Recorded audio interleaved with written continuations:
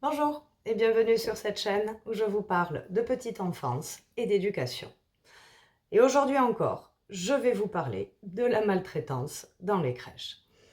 Comme vous le savez, j'ai été éducatrice en crèche pendant de nombreuses années et je m'insurge depuis des années contre les politiques petite enfance qui dégradent continuellement nos conditions de travail et par conséquent les soins que nous pouvons apporter aux bébés que nous accueillons.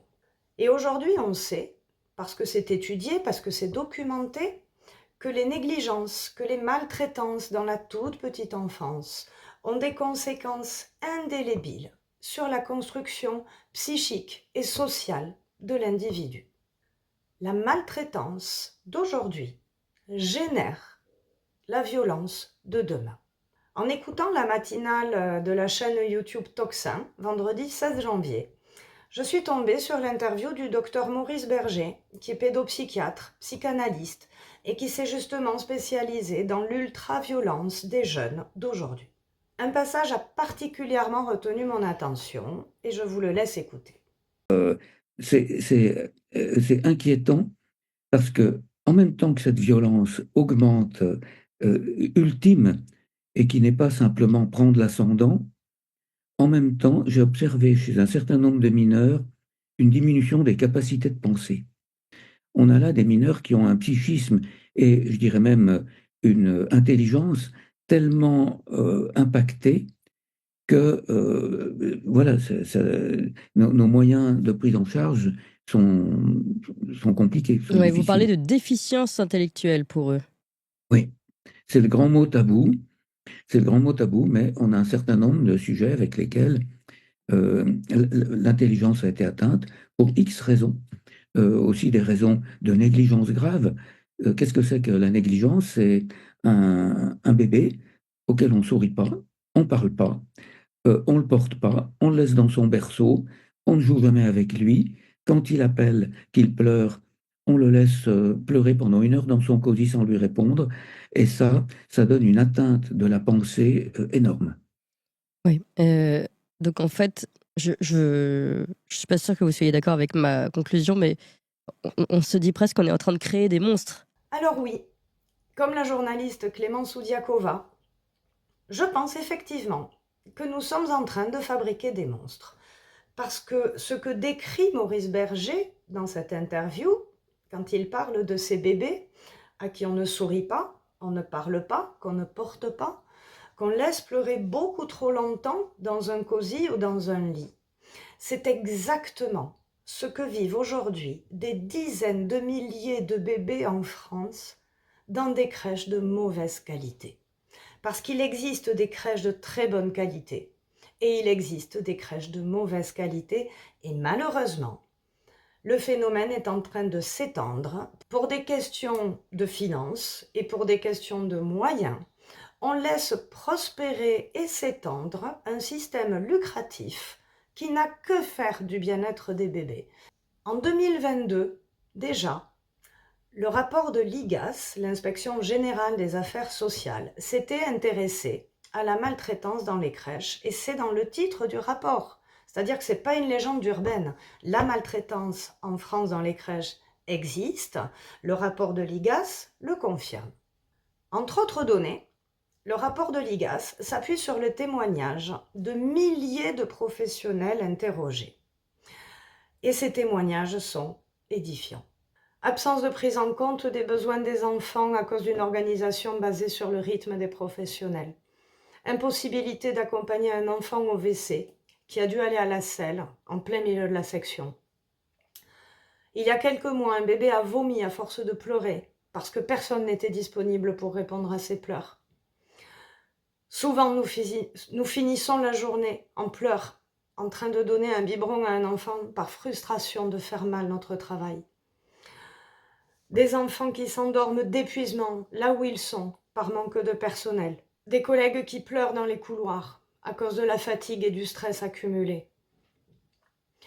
Des bébés de 4 mois qui hurlent de faim, de sommeil, besoin d'être rassurés, qui doivent attendre en silence si possible. Des enfants laissés en pleurs jusqu'à ce qu'ils s'endorment d'épuisement. Laisser pleurer des enfants pour qu'ils s'endorment de fatigue. Laisser un enfant pleurer au motif qu'il faut qu'il apprenne qu'on ne peut pas s'occuper de lui. Laisser pleurer un enfant dans la salle de sieste jusqu'à ce qu'il en vomisse. Mettre au lit des enfants qui n'ont pas sommeil et les laisser pleurer pendant des heures pour qu'ils s'endorment.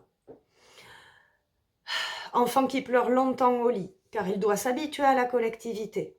Forcer des enfants à rester allongés dans le noir, sans bouger ni parler, alors qu'ils n'ont pas ou plus sommeil. Oublier de nourrir un bébé une journée entière. Oubli d'un bébé dans un lit seul, dans une section vide. Laisser un enfant avec une couche souillée, parce que ce n'est pas le moment de faire l'échange. Les enfants se retrouvaient avec des couches pendantes jusqu'aux genoux. Ne pas donner à boire, comme ça on change moins les couches. Des collègues donnant des surnoms désobligeants aux enfants. Humilier les enfants qui ont eu un accident durant l'acquisition de la propreté.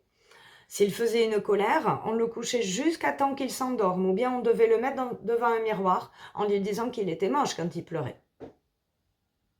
Ça, c'est des témoignages de professionnels. Et celles qui témoignent, bien évidemment, c'est celles qui ont été choquées par ces pratiques. Le rapport précise que le quart des professionnels interrogés ont eu à vivre ce genre de scène dans leur exercice. Après, il ne faut pas s'étonner qu'il y ait une pénurie de personnel en crèche. Ce rapport expose de façon incontestable la réalité de la maltraitance en crèche et il en explique aussi les causes. Des conditions de travail dégradées peuvent constituer un risque de premier plan du point de vue des dérives dans les pratiques professionnelles. Un rythme de travail séquencé, à la chaîne, un management dysfonctionnel qui n'accueille pas les doutes et les erreurs des professionnels mais favorise une injonction au paraître. Des facteurs de stress, niveau sonore, surmobilisation qui diminuent les capacités de recul des professionnels. Et du côté des professionnels, le risque peut tenir à un manque de recul et de réflexion sur les pratiques.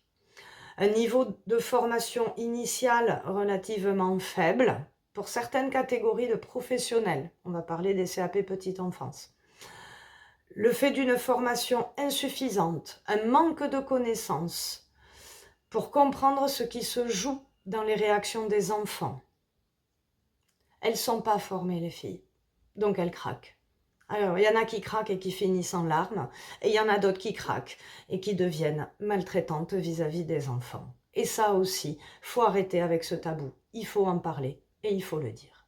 Quand on regarde les faits divers, on constate de plus en plus souvent la violence chez de très jeunes enfants, par exemple en primaire.